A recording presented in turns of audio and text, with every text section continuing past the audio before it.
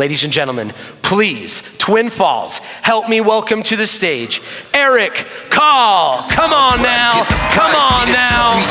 Reach the summit, they can't even see it coming. This ain't a threat, it's a promise. I've been floating like a butterfly. That's word up to Muhammad. Time for blowing up atomic.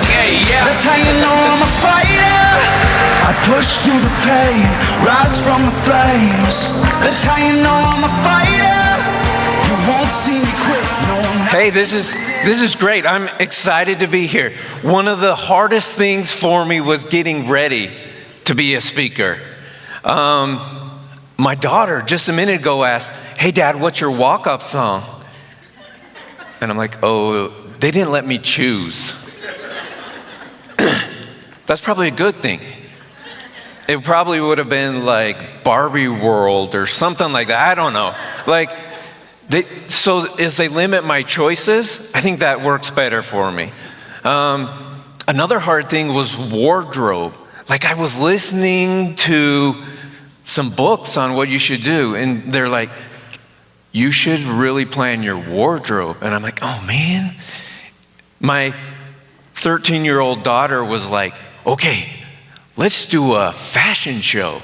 Oh, if you ever want some real feedback, let your 13-year-old tell you about your dress.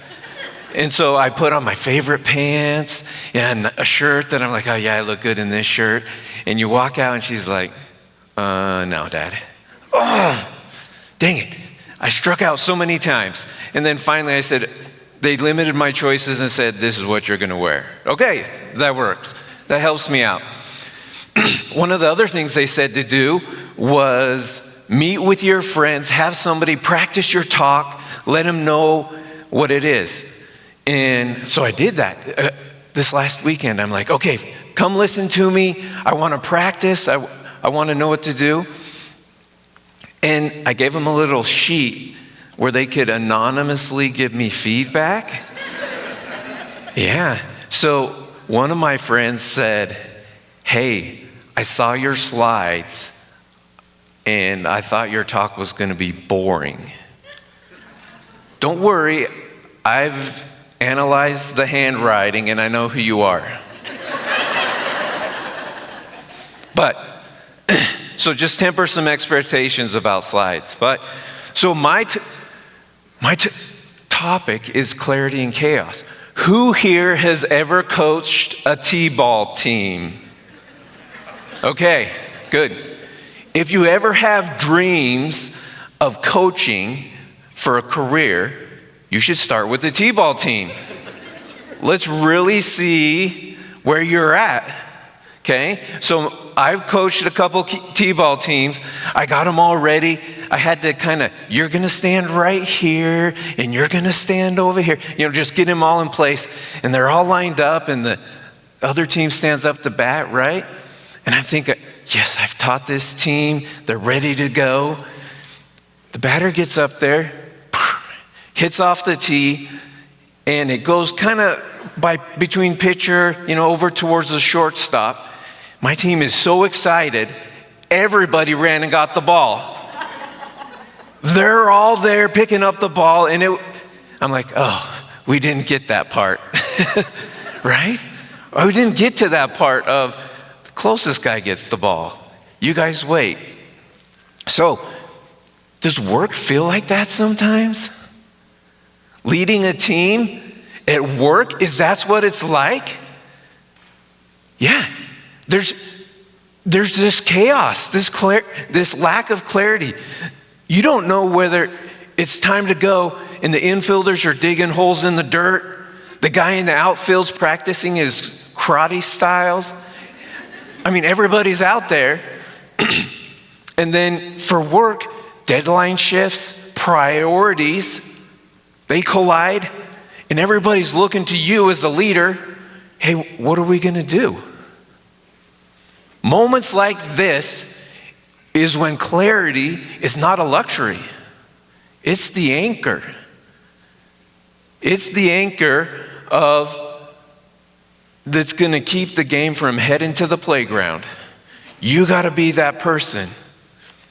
So today, I'm going to talk about how leaders can create that clarity even in the chaos of this daily grind. We're going to help you create some clarity. So, first of all, what creates chaos at work?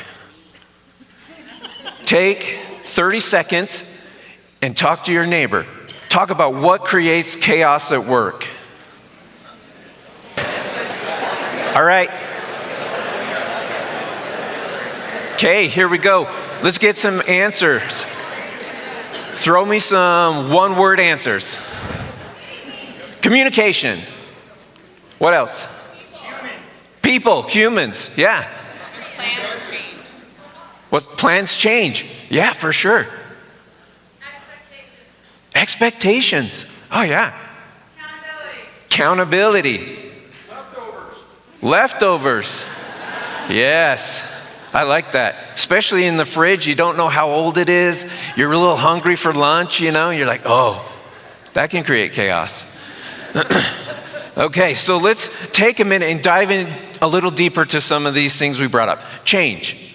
All right. How often does change work? Sean said that I've worked somewhere for 20 years. Very true.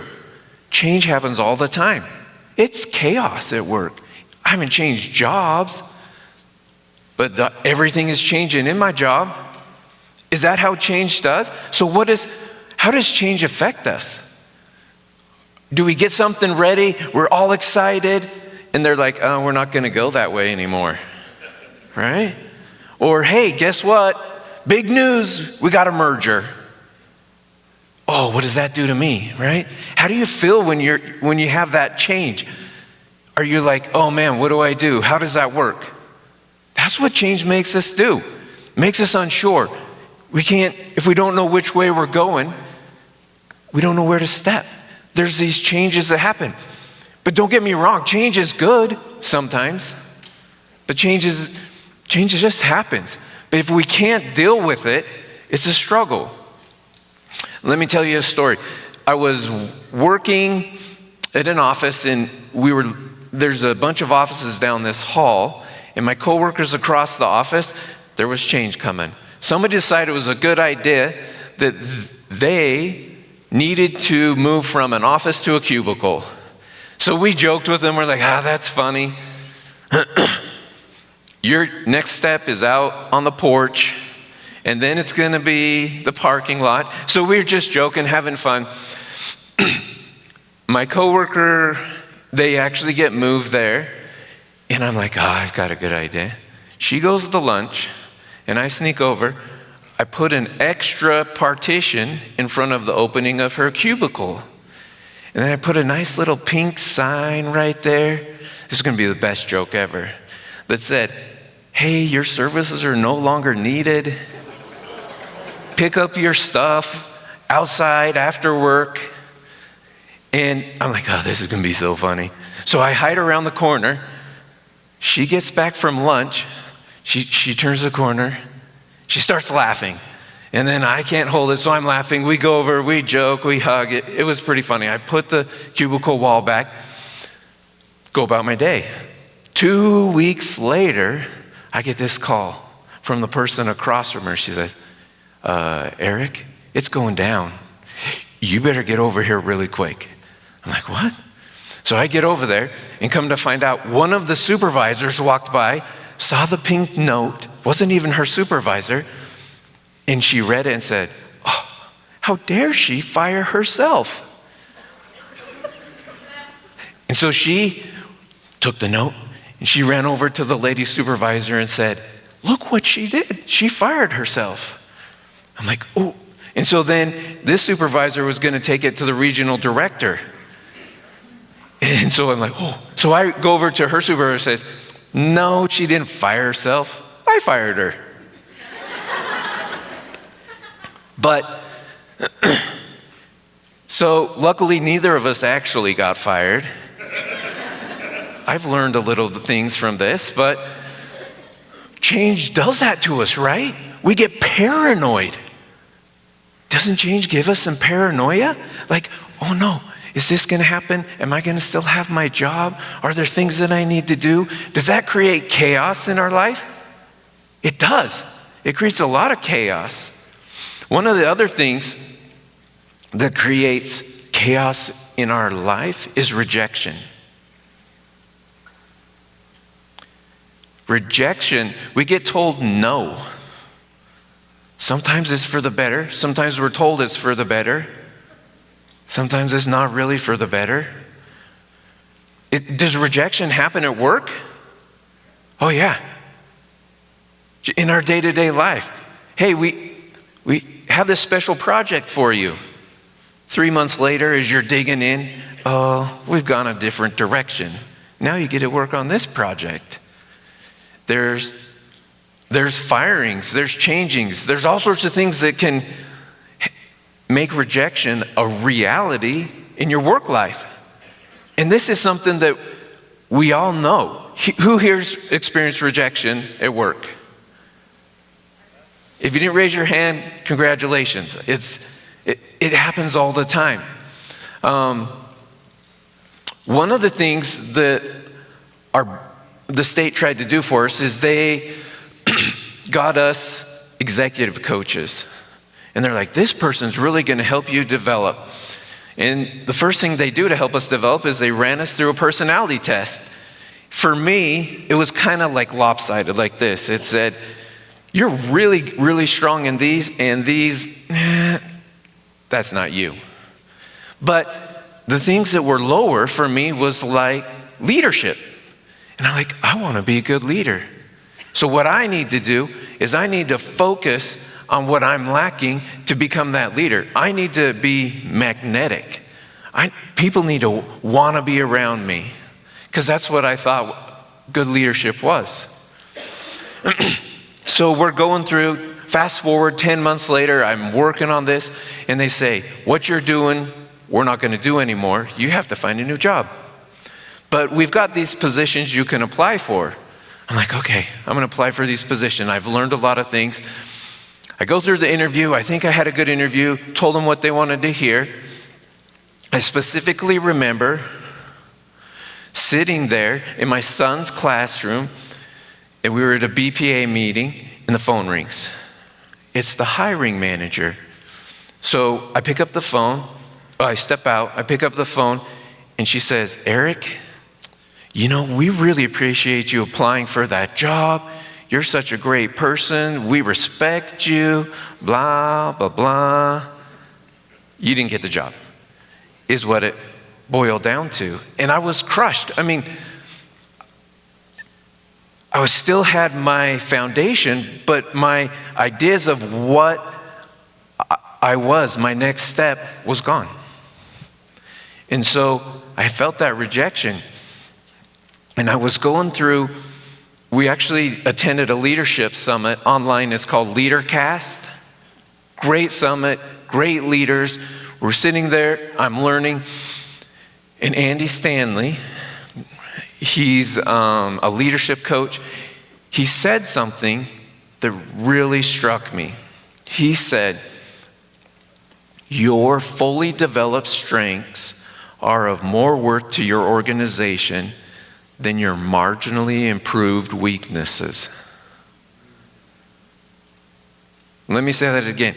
Your fully developed strengths are of more worth to your organization than your marginally improved weaknesses.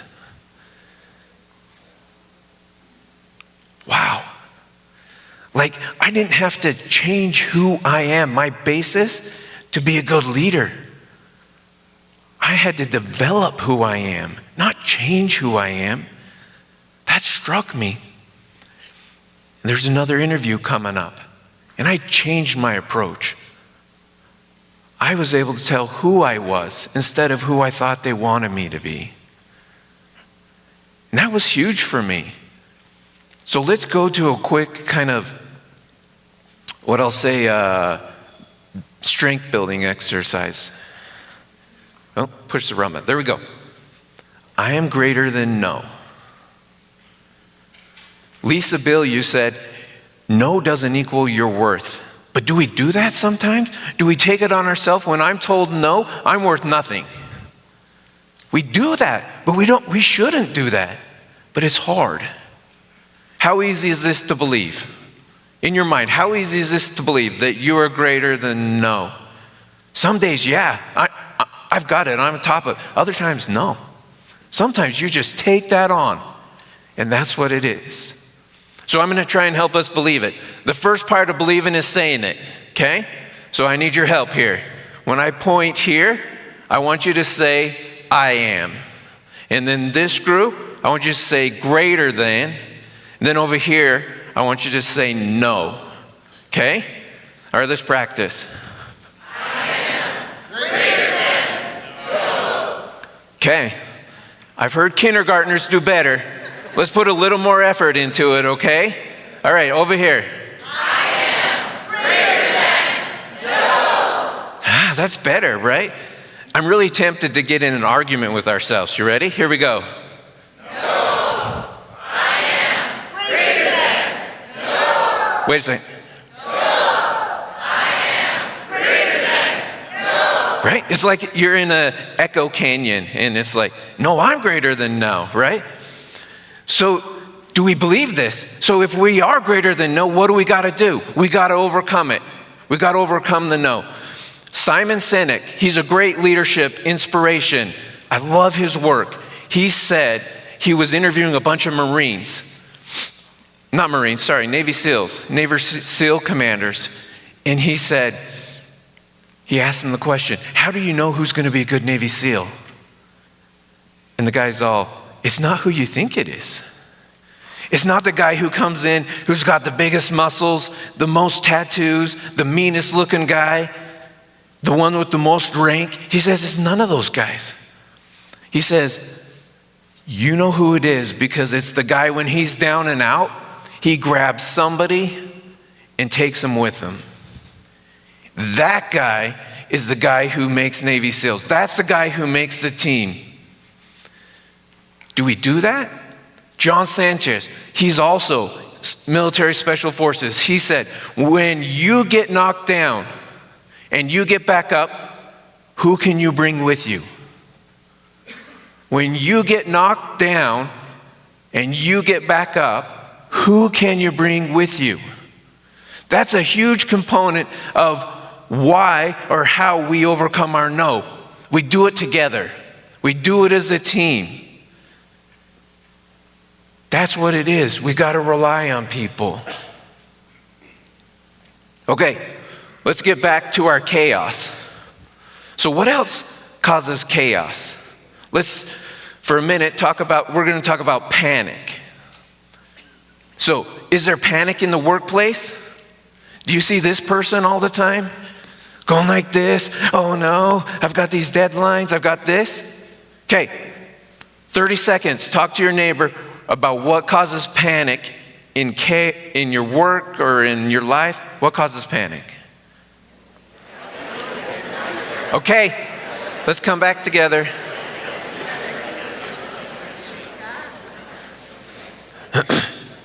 Great, okay.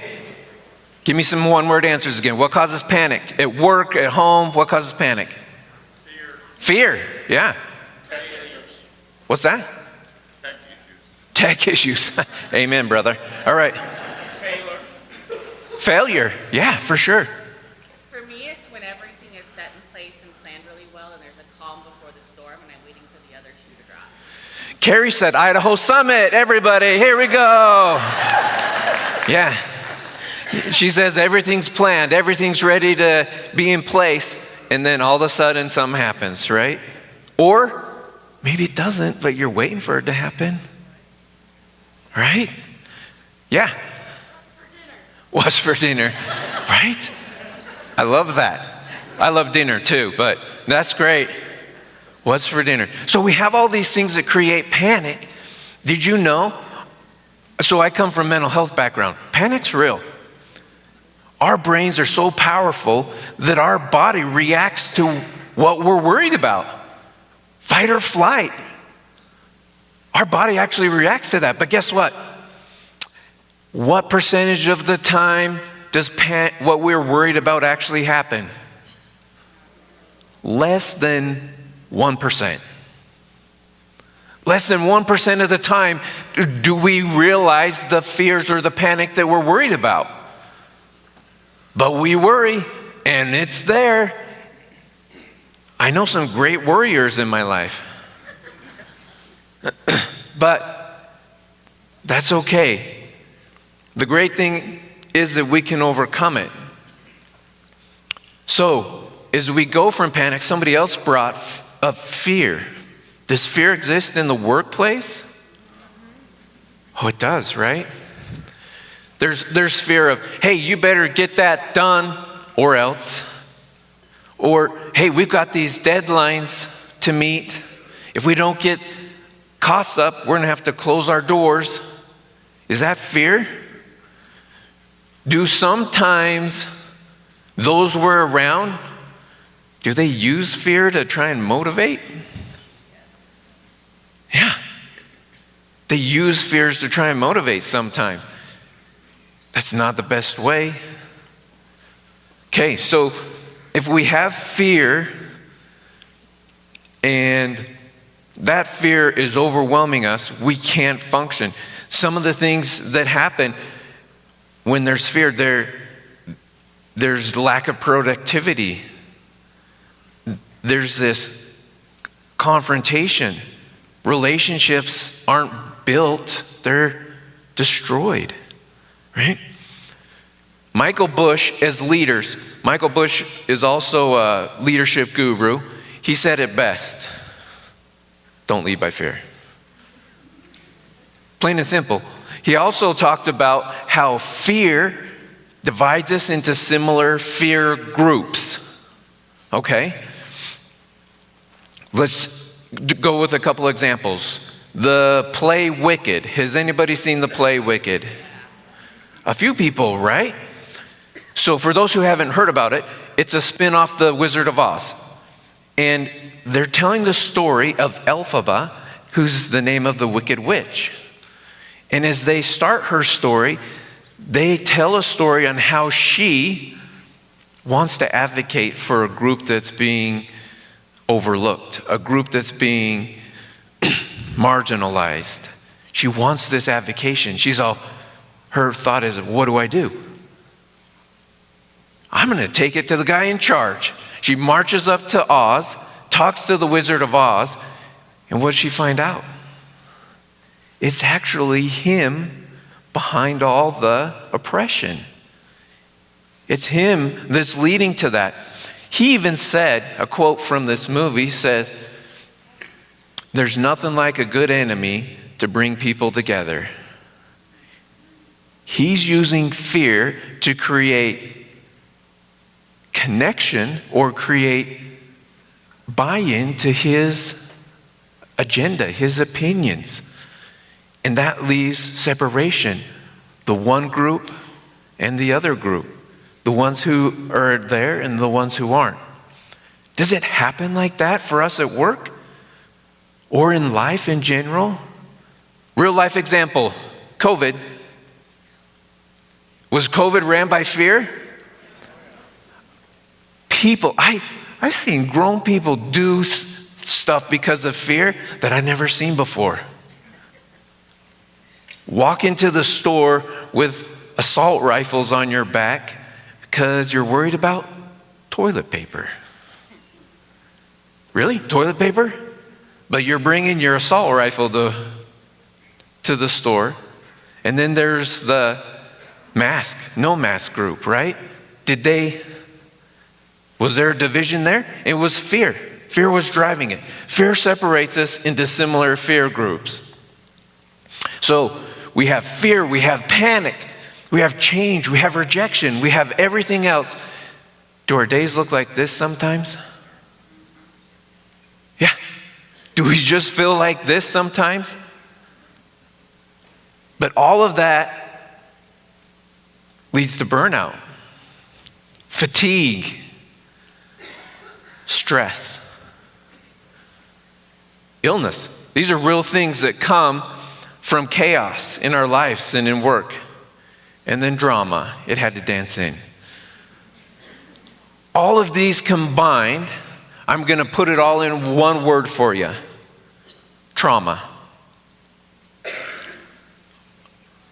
Trauma, let me define it real quick for you. Trauma is any experience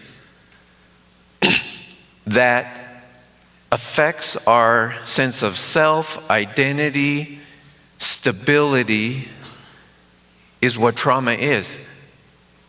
Even if that's not life-threatening. Sometimes we think trauma is all about PTSD and car accidents and abuse and neglect. Yes, that's trauma, but also trauma is individual. You own what it is because it's different for everybody. But this is what it is. This is how people feel. And this is what chaos at work can cause. So let's get to the solution. What do? Trauma-informed supervision is what I'm going to talk about for a minute. So trauma-informed supervision, as mental health counselors, we put trauma-informed in front of a lot of things. Trauma-informed language, trauma-informed counseling, trauma-informed interventions. Simply, trauma-informed means being sensitive to the needs of others as you intervene. So being sensitive to their experience, being sensitive to their story. That's what trauma-informed means. We're going to go through each of these one by one. The first one's psychological safety. Psychological safety means that people feel comfortable speaking out, giving their opinions, even telling their mistakes. Isn't that safety? The safety to say, I need help. I'm not enough. I made a mistake. And not feel retribution or judgment, that kind of thing. That's what psychological safety is. All right, so we're going to go into some pretty deep counseling stuff here. I need a volunteer. Who will volunteer? A couple of them, okay? Just kidding. I don't need a volunteer. But why didn't the rest of you raise your hand? Yeah, right? It's because there's no safety here. You don't know all these people, right? And so you're not going to share. Do you get how that is at work? If there's not that safety, how are you going to put yourself out there? That's what it takes. You need to be able to do that. Because some of you, I couldn't pay you enough money to get up here after I said that. And so that's what psychological safety is. I was at work. I was a supervisor of the mental health court treatment team. In mental health court, a lot of great people, a lot of great clients, but they've learned how to live a different kind of life. They learn to lie, manipulate, steal to get their way, right? To figure things out. And so they bring that with them to treatment. They have struggles. So this one client accused my worker of something, and they took it to the mental health coordinator. The mental health coordinator, he said, all right, let's do an intervention. Get everybody together. And so I'm like, okay. So I talked to my worker and I says, okay, this will be our game plan. We'll get in there, we'll do this and that and the other. We'll make it all happen. We're going to get on the same page with this client. So we get in there, things are happening. I thought it's going good, everything's going great. We get out of there, we're all on the same page with where we're going to next. Great meeting. I was so excited. Yes, that worked out. Then nobody lost their job. It was great. So I'm sitting there a couple hours later, and the worker comes in, and she's mad. Not just mad, messy mad. Have you ever seen that? Crying, frustrated, yelling. She felt attacked. She felt threatened. And I, as her supervisor, hadn't done my job to support her in that. She didn't have safety. It is important we have a shared definition of safety. Because if it's just our definition, that's only where safety comes. We need that shared definition of safety when we engage with others. And as we do that, as we have that shared definition of safety on our teams, that leads to trust. David Horsager does amazing work with trust. He devoted his whole career to trust and how it works. One of the greatest books of his that I really like is called Trusted Leader. And in this book, he gives a fictitious narrative of this guy and how he learns how to build trust. He talks about 8 pillars of trust: compassion, clarity, connectedness, commitment, all these things that help build trust. But the best part about the book is in the end, he gives detailed activities to do if you feel like you're lacking in one of those areas. I love his work. So I'm going to put it to the test. I was part of a group and we were reorganizing. I got one of the jobs. I was really excited. And they had me over 3 teams. And one of the teams goes, hey, we're all meeting together and we're going to have this initial meeting of our team. I want you to come. And they said, we want you to train us on something. I'm like, oh, what do I do? Oh, so I decided to train on connectedness. I said, this is what I'm going to do. They're all, great, come. So we get up there. We're all meeting. And in the back of this book, in Connectedness, it has an activity called the Trust Shield. And so the Trust Shield, you fill out, you say your values, your hopes, your dreams, some mistakes you've had, things that are important to you, where you want to go, those types of things. And we're all sitting down. I've passed out the sheet to fill out, and I'm sitting right next to the program manager. He's the one who's going to help lead the team, and he turns to me and says, I don't do this. This isn't me. I'm like, oh, let's try it, see how it goes. And then it goes around, it's getting closer. He turns to me again, he's like, I don't do this. This isn't me. Like, I can't do this. I can't share this. I can't be vulnerable. And I said, we'll be okay. So we go through. Afterwards, there was this increased connectedness, this energy around it.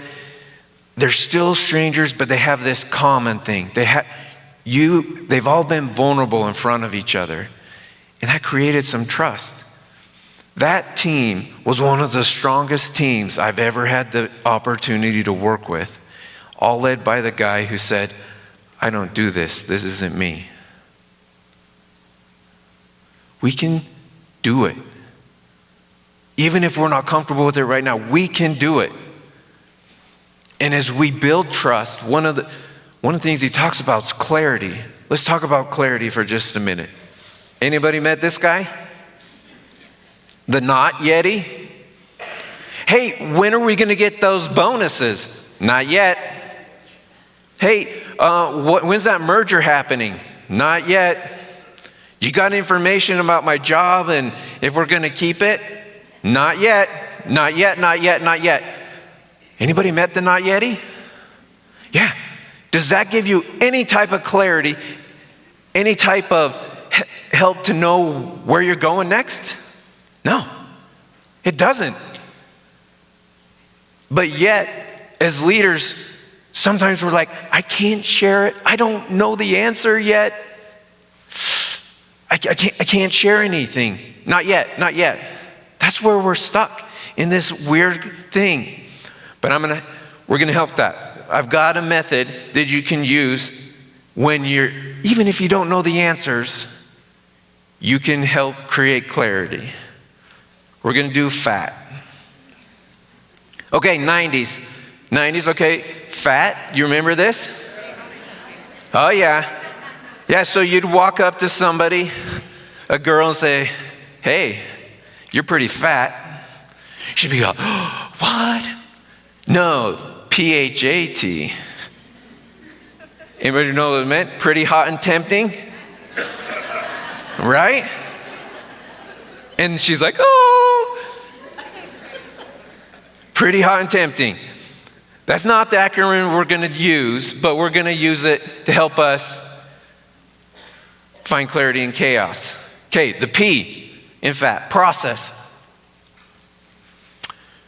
Even if you don't know the answer, you don't know where the end goal is, share the process. Right? The process is, hey, we need, I'll share you an example with me. We had 60 people. The legislature decided, hey, guess what? You get 15. And then everybody's like, oh, am I part of the 15? Yeah, some pretty big chaos. And guess what? We had to wait till the next legislative session to get the answer. We're talking a year here. How about a year of not yets? Not good, right? So we actually convinced them, hey, tell us the process. Tell us where you're at. So they said, okay, first we have to make a proposal. Then that proposal has to go to HR, has to go to finance, then it has to go to the governor's office. Then from there to the Joint Finance Committee, to the House, to the Senate, and then the governor has to sign off on it again. That's a year process. But what really helped was, hey, we're right here in the process, and that got approved. And the next step is this. So then you look forward to the next step. It's breaking it down. Break it down for them. If you tell them the decision-making process, that creates clarity, even if you don't have the answers. It's an amazing tool. Next is honesty. Don't create arbitrary dates that aren't there.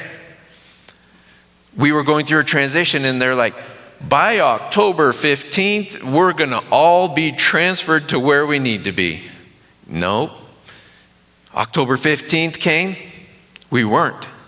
Oh, wait, February 1st, no matter what, we're going to all be transferred. Nope. So then if you give them the process, hey, we have to get to this point before this can happen, you don't have to make up things and say, here you go. Tell them, say something like, this is what I know now, and this is what I'm still trying to understand. That's where you're able to build connection. A, anchors. Build transparency anchors. Have a set time when you meet and you talk about it. In one of our transitions, we met every Friday morning. We were able to share updates. We were able to say, hey, these jobs are coming out. But we were able to answer questions and get feedback. And the next Friday morning, we were there again. And we were there again. Consistency becomes a form of clarity. Even if you don't have something to talk about, you meet and have consistency and you create connection. And that's clarity. Okay? All right. T, two-way. Clarity is two-way. You not only have to be clear, but you have to listen deeply. You got to find out where your staff is to be able to build them up. You got to meet where they're at. That's two-way. So here's our full process. FAT is process, honest, anchors, and two-way. As you do this, you will create clarity in the chaos. You will have clarity before you have the answers. And that's okay. That's where it's at. Okay, let's jump back in here. You ready? I am greater than no, right? So as a leader, no trust, no safety, no clarity, chaos is still there. So as a leader, so we talked about earlier how this can be on a personal note. You are greater than no. But let's do a mashup here. As a leader, you are greater than giving a no. You are greater than being the not yeti. You're greater than giving a no. You can give them clarity as you go through. Our next one is collaboration. So, healing happens when we collaborate, when we're together as a team. Healing our trauma happens in the meaningful sharing of power. So collaboration is a huge thing. So why don't we collaborate? I think everybody in here would raise their hand. Yeah, collaboration is a great thing. But why don't we collaborate? Part of it is because we buy into, Andy Stanley talked about the well-roundedness myth, that we feel like we have to be good at everything as a leader, as a person. I have to be good at everything because I'm the leader. No, let's change that. Your team can be good at everything as you collaborate. You don't have to be. Don't worry about delegating to something you don't like. One of your teammates loves it. That's what you need to do. Collaboration builds that type of connection you need to heal trauma, heal the burnout. You got to be willing to give. And as part of giving, some of the reasons we may not give is because we're nervous about building others. But that leads to empowerment. We need to train other leaders. We need to help them. Empowerment means delegating, giving them something to do, and letting them do it. Have them take ownership of it. It's also giving them clear guidelines and then stepping back, making it happen. Let them do that. And then listening, creating the environment where it happens. I want to tell you a quick story. So in mental health court, or any kind of judicial system, it's very rigid.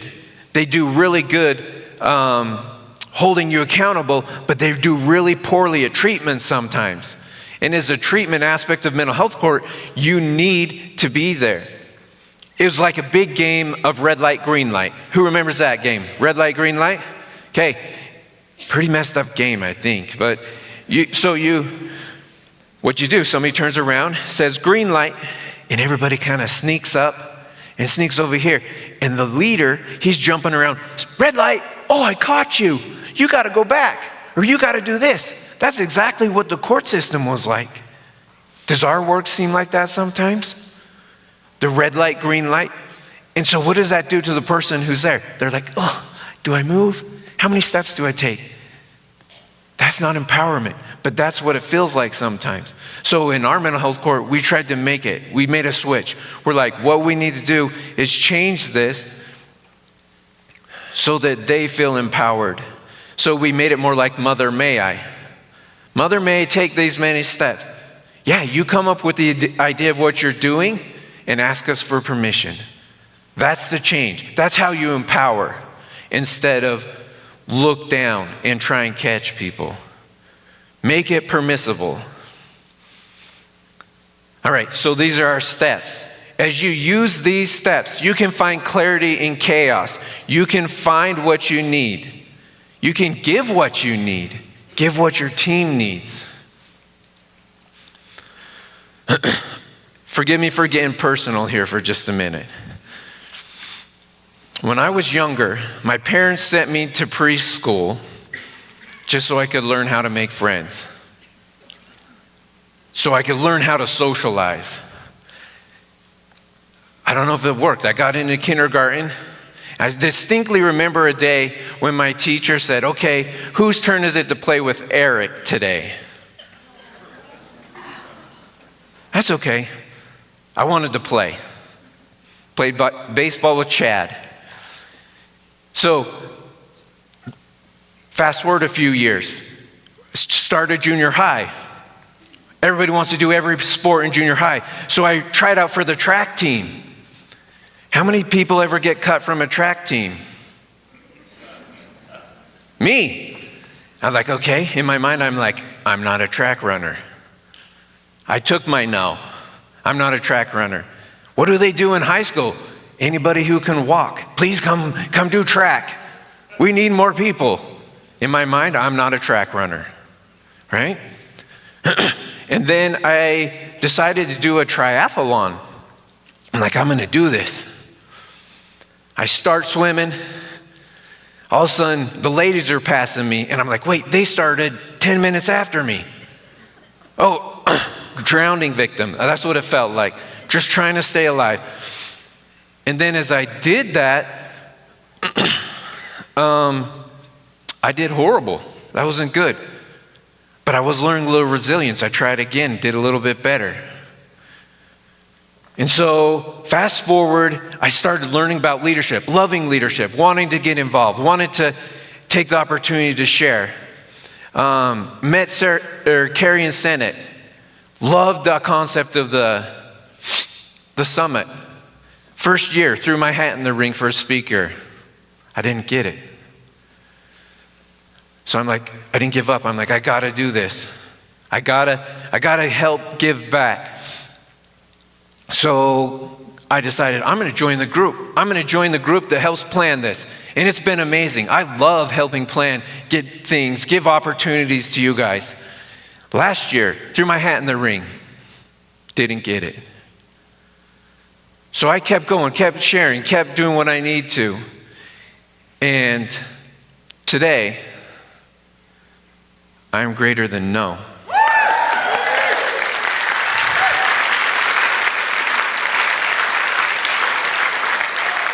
And together, that's what we learned today. Together, we are all greater than no. Thank you.